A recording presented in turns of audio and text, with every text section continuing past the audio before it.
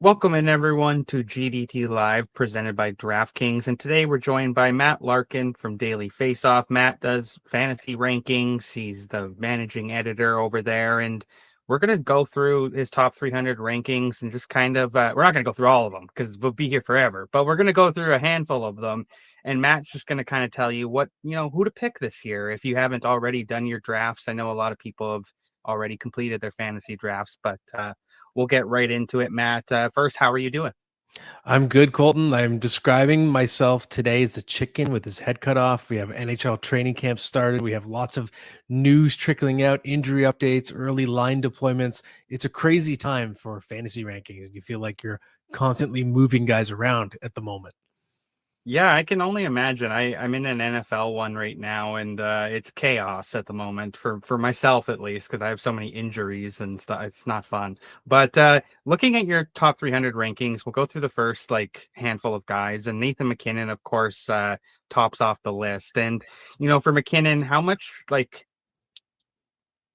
why is he the safe pick at number one over a guy like McDavid or a guy like Kucherov or Draisaitl?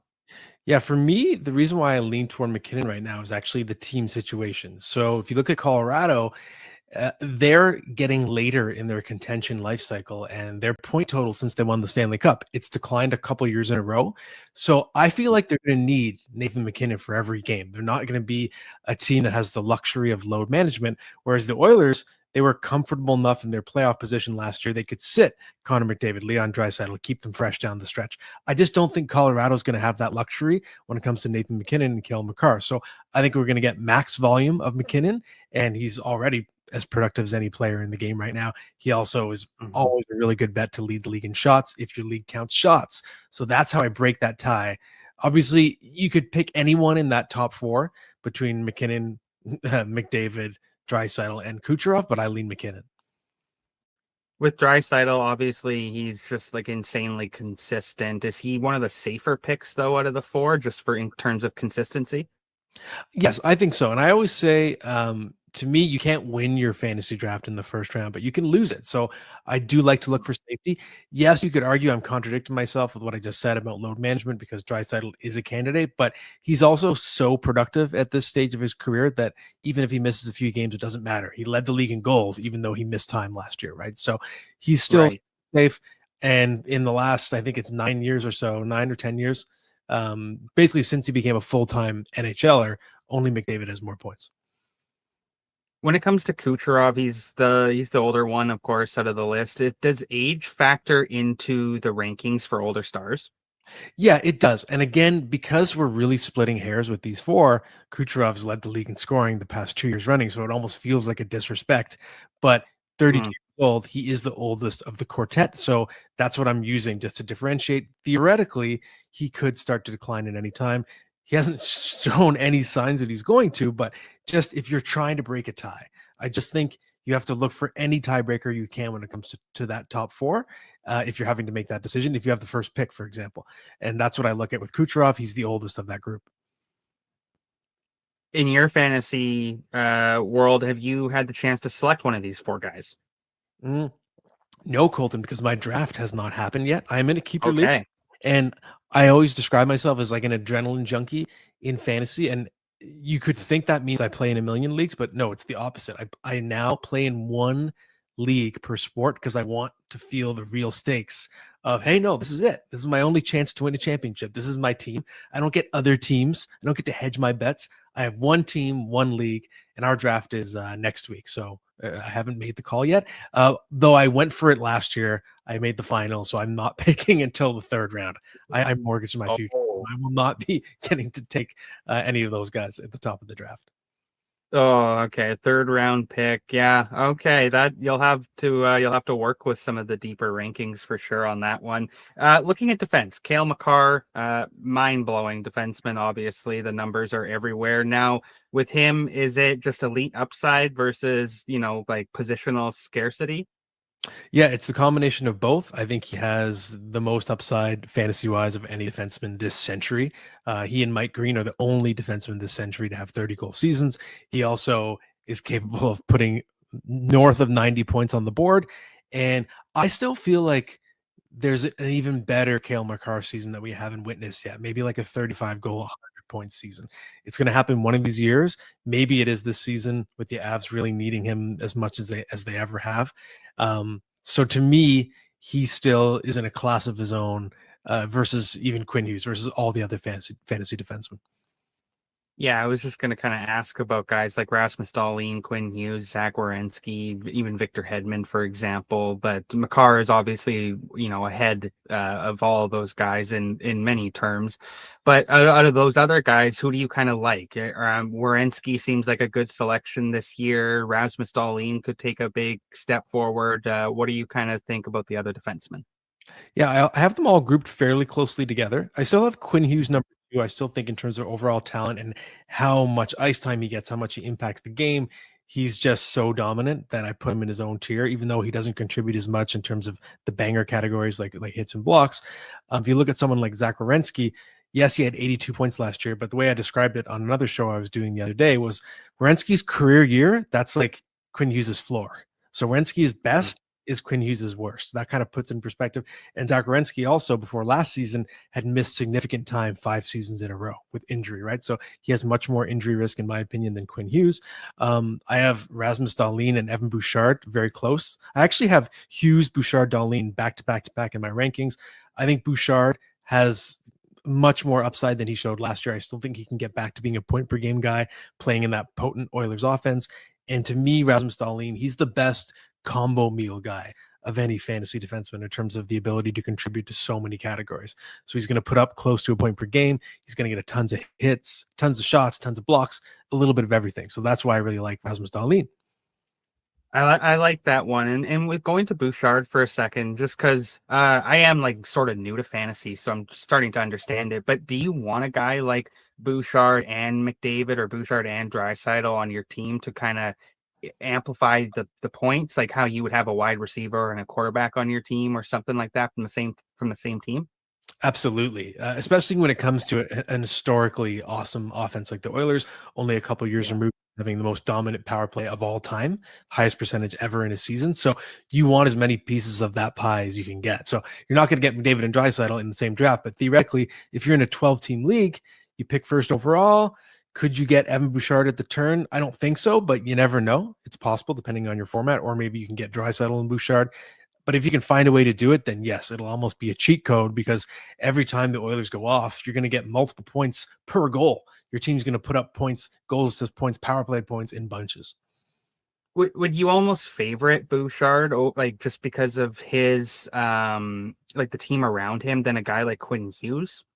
Yeah, I mean, I literally have them back to back in the rankings. So I think Yeah. that's a totally legit case to make. I think that Hughes is more capable of doing everything on his own. And I think he's hit a slightly higher ceiling than Bouchard. But I think Bouchard's really safe and he's proven more durable than Quinn Hughes so far. And even though Quinn Hughes had 16 goals last year, I think that Bouchard has more goal scoring upside overall. He's got the devastating slap shot, the Bouch bomb. And to me, I think we're going to see him get like a 25 goal season one of these years. Okay, I like that. Back to the forwards a little bit. David Pastrnak, his numbers have trended down a little bit. But how much does that affect him? Because you still have him ranked quite high. Yeah, the way I can describe Pasta is he's elite when he can trend down multiple seasons in a row and still be as dominant as he is and still be one of the best players in the world and still have the capability of easily getting 50 goals and 100 plus points. So he's just so safe to me. And he no longer has Brad Marchand and Patrice Bergeron with him on that super line, perfection line, but he's proven that he can produce on his own without them. And if things break differently in Boston this year, if they exceed expectations, then maybe we see Pasta get back up to the ceiling of 60 goals, 110 points. I don't think that's going to happen, but I just like him as a super safe pick. He's going to get you minimum 45 goals, minimum 95, 100 points. And you want safe. In round one, you want safe. You want to know exactly what you're getting. Okay, so with safe and with injuries kind of being a thing, Kirill Kaprizov is the next guy that I wanted to bring up. Now, do you spend the first round pick on him because of injury issues? And like you, not because of injury issues, because you know that there's the numbers that are there, but there's that concern of injury, right? So do you spend a first round pick on a guy like Kaprizov? Yeah, that's the tough part, right? He's someone that I have to rank as high as I do, even if I'm risk averse, just because I have to acknowledge his value, right? He scored at a 112-point pace in half a season last year. He's also going into a contract year. That could work for or against him. There's lots of buzz around what's going to happen. Is he going to sign? That could be a distraction, or it could be a motivation, and he has the best season of his career. This could be his peak year. If you split the difference between those two, maybe he stays at the same level, which to me is like top 7, top 8 player in the league. You do have to factor in that, yes, he has shown a propensity to get hurt in some of the seasons, not every season, but it's happened more than once where he missed some significant time. So for me, I might be the person that passes on him if I'm picking around that spot. At the same time, I think there's upside with Kaprizov, which is crazy to say upside at 7, but I think he's a top 7 player who, if he plays 75 games, could be a top 3 player, a top 4 player this year. So he could be a league-winning pick if you get him in the middle of the first round. Okay. A guy right in your backyard. He lost a very important line mate of his, but Auston Matthews, still a very, lethal goal scorer. And, I don't think personally anything's going to slow down for him at all in Toronto. But how does it affect not having Marner on his line for fantasy? Yeah, he's a very hard player to rank this year. On one hand, I still think Auston Matthews is the best goal scorer of his generation, taking the torch from Alex Ovechkin. He's only a season removed from scoring 69, and it feels like that was longer ago. That said, you do lose an elite player, someone who's going to be a Hall of Famer, I think, Mitch Marner, as a regular right winger, a playmaker. You have to factor in that even though Matthews is saying the right things about feeling healthy, it still seems like he's got a chronic problem that could flare up. If it's his back, it could continue to flare up throughout the rest of his career. So his injury risk is significant. And I've ranked him 10th. I'm trying to balance the fact that if he's fully healthy, he's probably, the number 4 player on the board, give or take. But I have him 10 because he is risky. He's lost Marner. At the same time, even a depowered version of Matthews is still going to score well north of a point per game. So you don't want to overcorrect and bury him in the rankings, right? So Matthews, 90% of what he normally is still a pretty elite player. And I still think at worst, he's going to be a top 20 player. I have him 10. Okay, I like that. Mikko Rantanen now goes from Carolina to Dallas and all of that. What makes you think that he can return to like this elite form? Yeah, I just think the company he's going to keep in Dallas, right? So last year was a strange one for him. He was an elite commodity in fantasy in real life as a Colorado Avalanche member. It didn't work in Carolina. It just didn't fit. He wasn't a fit in that system. And with Dallas, it took some time. But again, you're traded twice in a season. You forget that these people are still human beings. That's difficult to move twice and have to meet new teammates, adjust to a new environment twice in the span of what was it, 6 weeks? But then we got to the playoffs, and I think the version of him we saw that exploded for some monster games, especially that hat trick in Game 7, that's more like the real Rantanen, right? So I do think we're going to see him get 40 goals plus, 90 points plus, and maybe his ceiling from his Colorado peak is a little higher than what we're going to get in Dallas, but I still think Rantanen has a really high floor. And to me, he's quite a safe pick, and that's why I have him number 9. I have him one spot higher than Auston Matthews. Because the logic, Colton, for me is Matthews could be a more productive player, but if Matthews plays 60 games and gets 75 points, well, maybe you want 75 games from Rantanen and 90 points.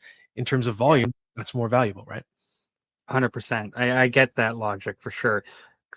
Kyle Connor, a guy that, man, I've been all over him for years, that I just want this guy to score 50 goals in the NHL because he's fully capable of it. But for whatever reason, it just doesn't seem to happen.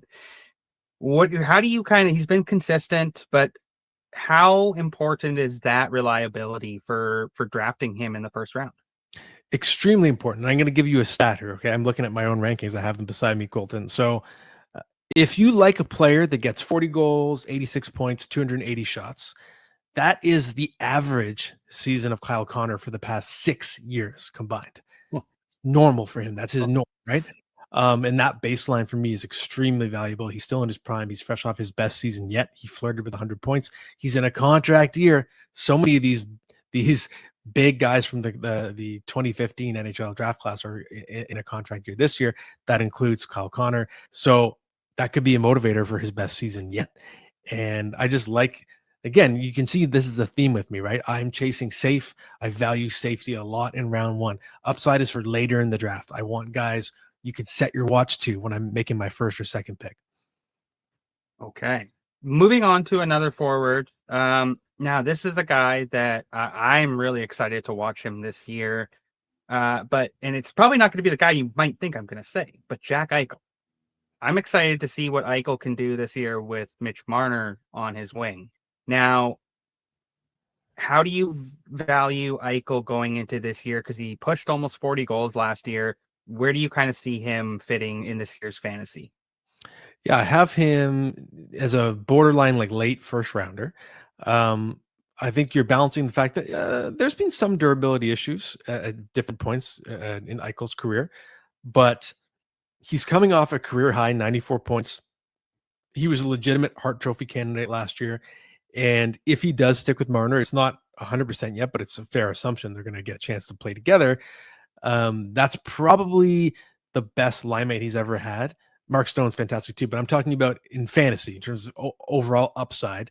I think Marner is the best line mate Eichel's ever had. So I'm wondering if this produce the best goal scoring season of Eichel's career.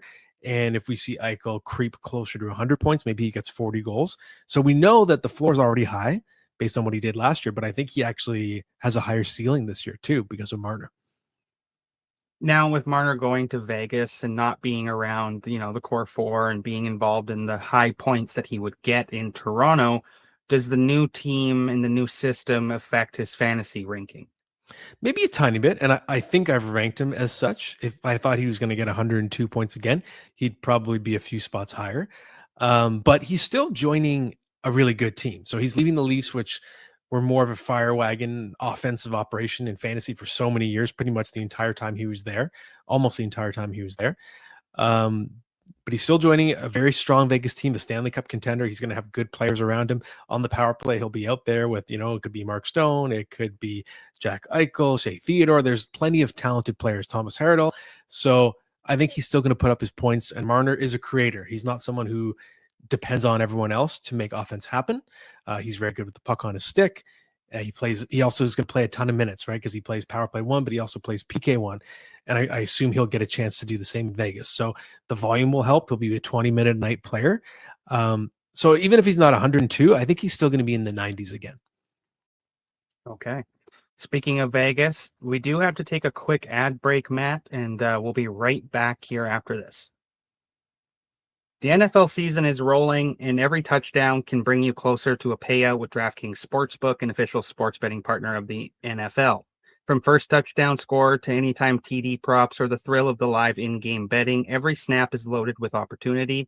This week on the DraftKings Sportsbook app, you can find lines such as the Buffalo Bills at -800 to beat the Miami Dolphins and James Cook to record 2+ touchdowns at +310.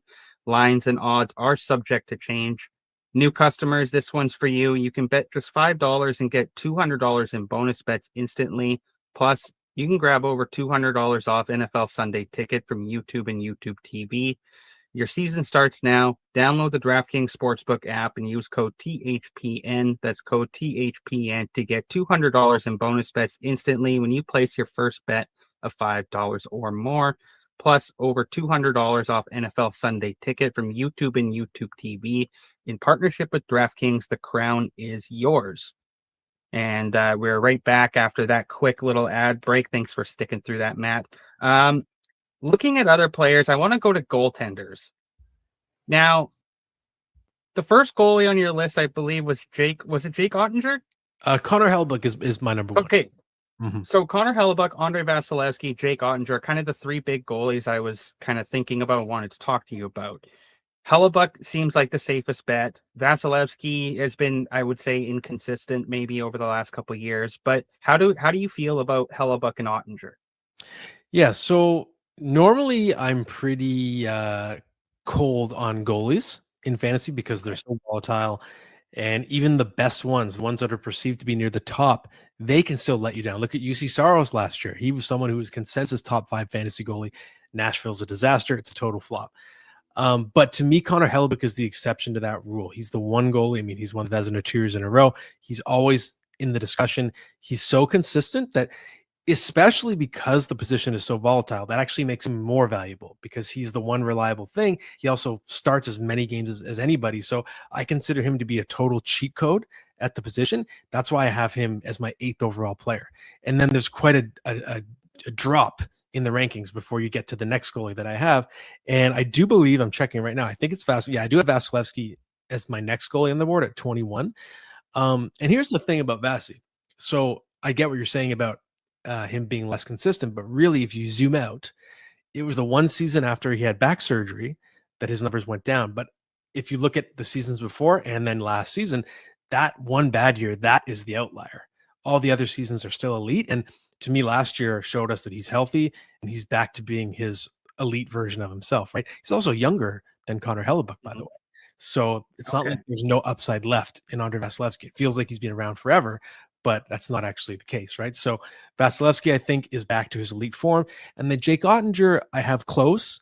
And it's funny, I even talked to Oettinger about this last week. I said, what's it going to take? I feel like you're knocking on the door of that Vezina season, and you haven't quite put it all together. He's always close. He's on a good team. He plays a lot. He has a high floor. He's had dominant performances in the playoffs. It's just a matter of, are we going to see him string it together for a full year? He's younger than the other two guys we just mentioned, quite a bit younger, right? So I think Oettinger hasn't necessarily had his pinnacle season yet. So that would be the reason to lean his way. There's more upside. And I do think Oettinger, it could be this season. One of these years is going to happen. He's going to go supernova and then win the Vezina and maybe be the top fantasy goalie. It's just a matter of, do you want to hope for that with Oettinger or just go with Hellebuck because that's what he's going to be pretty much every season? We talked about the team around you and how that makes a difference. Now, what about a goalie like Bobrovsky? How do you factor him into the fantasy rankings? Because he's coming off another Stanley Cup. Like, it kind of explain that one to me. Yeah, I think Bobrovsky at this stage of his career is more of a floor play than a ceiling play. So he's become the safe guy. He's always going to be above average in the regular season. He's going to get a fair amount of wins playing on a dominant team. But if you sort of factor in the overall picture with the Panthers, their team now, they've reached that tier of, we don't care where we finish as long as we're in the playoffs. We can be any seed, we can be any one. And that means there's a potential for maybe Bobrovsky being load managed, but also the entire team, right? So if you look at the Panthers down the stretch, they were kind of punting some wins because they were resting Sam Bennett and Barkov and Reinhart, which could bring down Bobrovsky's win total, right? So I think overall, because of all those factors with the team, his ceiling is lower than it was, but he's still super safe, one of the more reliable goalies to pick on the board. Is Braden Point underrated? I think he is. And, it's funny. There's a stat I wrote down in these rankings. I'm looking at it now. At least 42 goals and 82 points 3 years in a row. I think just because he's been surrounded by so many big name players, whether it's Kucherov, Steven Stamkos when he was there, Vasilevsky, Hedman, there's just a lot that distracts. And even now you have Brandon Hagel, who suddenly is a 90-point player. And I think it leads Point to be underappreciated. So to me, he's such a great second round pick in fantasy because he's just, it's sort of like William Nylander. I have them always ranked pretty close to each other because those two, they're super durable and they just go out there and produce every single season. Another underrated player that I kind of got from your list, Jesper Bratt. How can fantasy managers exploit underrated players this year? Well, I think to me, like Jesper Bratt's a great example because it's often a player who kind of rides shotgun with a superstar. So Jesper Bratt plays on the same team as Jack Hughes. So that's going to attract a lot more attention and leave a player like Bratt who hasn't absolutely popped off for a truly nuclear season. It's going to leave a player like that not unnoticed, but I think slightly overlooked compared to some of the bigger names. And I'm not saying you can steal Jesper Bratt, but I feel like the average casual hockey fan probably doesn't know that he had 88 points last year. And I think you can probably still get him around later, I should say, than his actual value. And to me, I love a player like that just is sort of under the radar and keeps going out and producing every year. He's at least 73 points in 4 consecutive seasons. So that reliability makes him extra valuable too. Okay. And looking at a younger guy like Connor Bedard, now so people are expecting a big year out of him this year. Is this a guy that you go out and grab early? But I mean, obviously the immense talent list support that he has around him kind of plays a big factor. How does that affect his ranking? Yeah, Bedard is a kind of a swing pick in many drafts this year, right? Because he's the generational talent who's expected to just be dominant right away. Even going into his second season, a lot of people thought he was going to explode and be a 100-point player. But then you have guys like Nathan MacKinnon, who didn't really go off until they were 3-4 seasons into their career. And I talked to Bedard about that last week. I even mentioned Nathan MacKinnon as an example. And he said, hey, not every single player just dominates in their first year. It doesn't mean they're not going to get there, but it takes time. And I did notice, if you believe in the intangibles, he seemed way looser this year. This was at the NHL Player Media Tour. When he left, when he was done his interview with us after 20 minutes, I said, he seems really loose. He seems like a different guy this year. And that gives me some confidence that he's going to figure it out. At the same time, the supporting cast in Chicago has not really improved that much, other than just hoping for the improvement from within. So Frankie Nazar on defense, Sam Rinzel, and Artem Levshinov, those guys are going to keep getting better for sure. But it's not like Chicago brought in a bunch of help this time in the offseason. So it's going to be up to Bedard to kind of create on his own. I think he can do it, but to me, if you're hoping for him to be an 80-point player, let's say this year, make sure that the actual 80-point guys are off the board first. So don't reach. If a Jesper Bratt's on the board, take Jesper Bratt, because Jesper Bratt is going to get 80 points. Connor Bedard, you hope will get 80 points. So stick with the sure things first. Okay. And on the flip side of that question, a couple older guys, veterans that are in the league and are still dominant. I mean, hell, Crosby and Ovechkin are still top 5, top 10 players in lots of people's minds. How does their age factor into their fantasy draft? Yeah, I think that both guys have a bit more downside this year than last year. Crosby, because of the fact we don't know what's going to happen with the Penguins. Are they going to start trading pieces? So are guys like Brian Rust and Rickard Rakell going to get moved? And is Crosby's supporting cast going to be the worst since his rookie season? I think that's possible. And that could suppress his assist total, and maybe he's not a 90-point guy anymore. And then with Alex Ovechkin, this year might be more about the team. So last year was about chasing that goal record, and he was getting so many looks, so much power play. I know I had him in my fantasy playoffs. It was awesome because he was getting just so many shots, so many opportunities to score because they just wanted that record, right? But now he's got the record, and he plays for a Capitals team that is very good, or at least coming off a very good season, won their division. And maybe now this year, it's the final year of his contract. It might be more important for him to chase a cup, which means they might scale back his minutes a little bit, maybe even rest him a bit down the stretch. So I think that Ovi's upside is going to be lower this year because of that.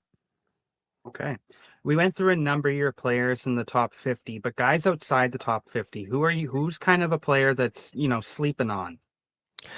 Yeah, in terms of who my favorite sleepers, I mean, I have a few that I'm really high on that are goaltenders. It's kind of a trifecta because I think they have similar characteristics. Lucas Dostal in Anaheim, Sam Montembeault in Montreal, and Carl Vejmelka in Utah. All 3 goalies had really good underlying numbers in terms of goals saved above expected last season. And they all played for Montreal was a playoff team. They all played for subpar defensive teams who didn't help their goalies a lot. So their overall surface numbers were just okay. But I think that hid the fact that those 3 goalies, Dostal, Montembeault, and Vejmelka, were excellent goaltenders last year. And in all three cases, I think their teams are improved a lot. The Ducks improved by 21 points last year. They've added Kreider, Granlund, Joe Quenneville's head coach. They're going up to the moon. Utah added JJ Peterka. They added Nate Schmidt, Brandon Tanev. They improved by 12 points last year. They're on an upward trajectory. So those are two teams. They're going to get better. Montreal adds Noah Dobson. They made the playoffs last year. They add Noah Dobson. You get a full season of Ivan Demidov. So to me, they're on the rise. So in all three cases, you have goalies who were very good. Their surface stats look okay, so it suppresses their overall how they look in fantasy. And I think all three could be top 15 fantasy goalies this season. So to me, if you get any of those guys in the middle of your draft, it's going to be a steal. Okay. So, you mentioned Ivan Demidov. Other rookies, how do you factor rookies going into the NHL, into fantasy? I mean, because like in the NFL, if you're a part of an NFL fantasy league, like rookies are kind of a hot commodity at times, right? Like I took Travis Hunter kind of early. Has he been good? No. But how do you kind of factor rookies into NHL fantasy? Yeah, it's tough. In football, it's a lot easier to project what rookies are going to do just because they're a lot older. They come into the league in their physical peak and they're expected to step right in, right? The NHL, it depends on so much. It depends a lot on the team situation. And it depends. I think there are ways to look at team usage as hints of what a player is going to be able to do, right? So a good example would be Jimmy Snuggerud in St. Louis. That's a rookie that I like this year because he comes in, turns pro, gets thrust right into a big role, playing top line minutes. He plays even more minutes in the playoffs. Clearly, they have confidence in him coming right out of college. And then they trade Zach Balduke in the summer. So that also shows me that they're feeling good about their forwards and they're confident that Snuggerud can be a full-time top six forward. So I look at that circumstantial evidence as, okay, this team really trusts Snuggerud. He's going to be locked into a big role all year. And he's not one of the bigger names among the rookies, but he's got first-round pedigree. So that's a rookie I'm going to bet on. Someone like that their team is setting them up. Their team clearly believes in them and they're going to give that player a good opportunity. So if you're looking at different rookies around the league, those are sort of the characteristics I'm seeking. Same with Zane Parekh in Calgary. He gets a look late last season, and there isn't another player on Calgary's roster like him in terms of what his specific amazing offensive skill set is. So if he makes the Flames, then he's going to clearly be given an offensive role. You're not going to keep Parekh and not put him on the power play. Not when he's that dangerous, right? So that's another player. You look at what his skill set is, and is it fantasy friendly? In that case, yes, absolutely. Okay, I have to ask you this because we talked about Zane Parekh. Lane Hutson, where do you pick him? So I'm really high on Lane Hutson. I have him. I think I have him in my I have my list, and I think he's in my top 30, which I think is higher than a lot of people have. I think a lot of people are trying to pump the brakes, and to that I say, why? If you can come into the NHL as a rookie and get 66 points, and you're playing on a team that's on the rise, a team that's going to get better because guys like Nick Suzuki, Cole Caulfield, they're just entering their prime. Juraj Slavkovsky has not hit his prime yet. You have Ivan Demidov now. I can't see how he doesn't get at least 66 points again. And again, if you do that as a rookie, well, that's your floor. I think that Hudson's ceiling is being a point per game player as a defenseman. I think he's going to keep piling up points this season. And even if there's a sophomore slump, I think the fact that Montreal is going to be a better team would offset that. And I think the worst case scenario for Hutson, he's still going to be a 60-point player this season. So I'm very high on him. My last question for you, if you had to pick one breakout star for fantasy this year, who are you picking? Ooh, one breakout. Okay, if I have to pick one, it's hard to pick one. I'm very high. Rattle off a few. Yeah, Luke Hughes is someone that I have assuming he signs, he has to sign a contract. But I believe he's going to break out this year. If you look at, he's 22 years old. He already has multiple 40-point seasons. He plays on a Devils team that had really bad injury luck. So many of their forwards missed time. So there's going to be a lot more skill on the ice, theoretically, if guys like Jack Hughes and Timo Meier and Nico Hischier, they're all out there for the whole season. So he's going to have a lot more help. He's already getting better. And I think he's going to get more time on the top power play unit. So last week at the Player Media Tour, Jack Hughes went out of his way to say to us, oh, I'd love to see Luke. I really think Luke needs to be on PP1 all season. And Jack Hughes is not the coach, but he's not just pulling that out of nowhere. If he says that, clearly that's an opinion he has and wants out there.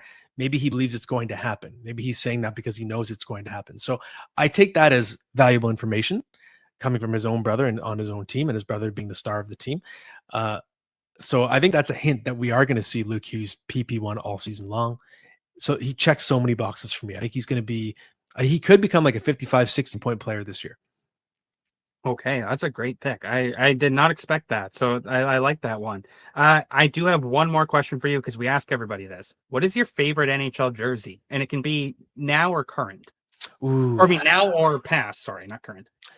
Yeah, really good question. In terms of classic jerseys, I like, if we're looking at original 6, it's hard to top just the iconography of the Habs jersey, but I just love the winged wheel. The cleanliness of the Red Wings jersey, the logo, the wing wheel, I think is a beautiful logo. So I'd probably go that way. In terms of all-time jerseys, I wish that the Ducks would go back to when they first started and they had the teal and purple with the Wild logo. I thought that was an awesome setup, and I would love to see that.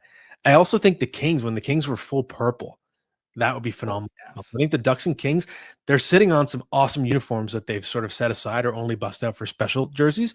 And I think it would be amazing if those were their full-time jerseys. Absolutely. I got into a little argument with a close buddy of mine last week about the Kings going back to purple, and he thought that he didn't like that. And I was like, that was when it looked so good, though. I loved when they were purple. Yeah, come on. Oh, that's all right. Matt, thank you so much for joining me today. Seriously, it was a pleasure to chat with you. And why don't you just tell everyone where they can find your work? Thank you, my friend. Good to see you. And you can find my work on dailyfaceoff.com. We've got lots of season preview content coming out right now. And then there's also the fantasy site on Daily Faceoff. You can find my rankings there. And Brock Sagan, the managing fantasy editor, he has a lot of content coming out in the draft kit. Tons of stuff in there right now. Awesome. All right, Matt. Thanks so much. Take care. Thanks, buddy. What's going on, everyone? Thank you for tuning into another video over here on the Game Day Tarps podcast and the Hockey Podcast Network. We've got so much more where this came from, so smash the like button, subscribe, and don't forget to hit the bell, turn the notifications on so you never miss a beat. For myself and the rest of the guys over at Game Day Tarps, we thank you, and we'll see you next time.